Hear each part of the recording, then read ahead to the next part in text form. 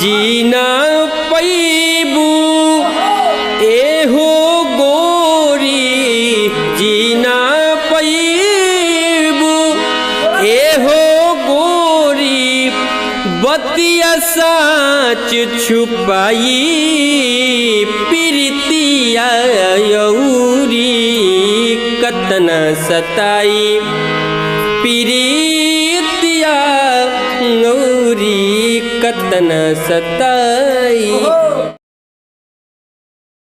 तो भैया कतरा दिन बाद रोगे मिलनी। अच्छा आज बहुत ही मन कइले बा एगो सैड सॉन्ग सुने के। अपना मिजाज में सुनाई ना सुनबे चचवा। आ कहला नहीं कि बुरबा काहे मत करम। इहे तो कमी बा सरवा कैमरा लाग जाला नु जब मुंह पता धबा हम पदे भूला जाइला। आई रे दादा हेने आवो लो तो सैड सॉन्ग सुन के खूब रोवा लोग अपन अपन गर्लफ्रेंड के याद क के ला सुनो।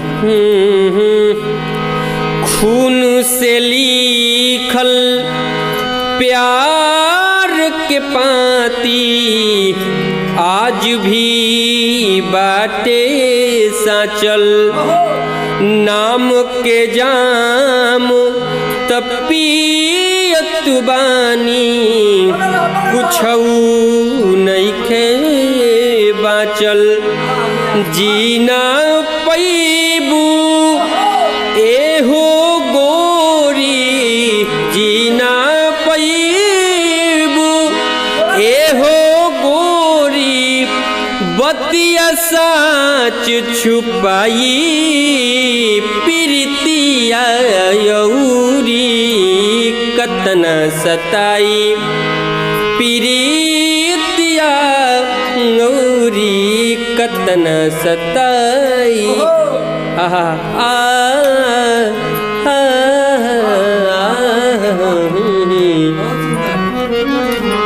अब रहे तो लोग बेइज्जत मत करम तही बगाव कि अरे नई झुलनी के छैया बोलो मधु अरे पहरिया बिताई लो बस मिजाजबे बदल जाए न तही बगा दे कि अरे भीतरी से जुआ राजा जी बोलू राजा गौले रहो कि भीतरी से जुआ राजा जी अरे बहुते लाचार बा अचार खाए के मन करे रौर का विचार बा अचार खाए के मन करे बार भैया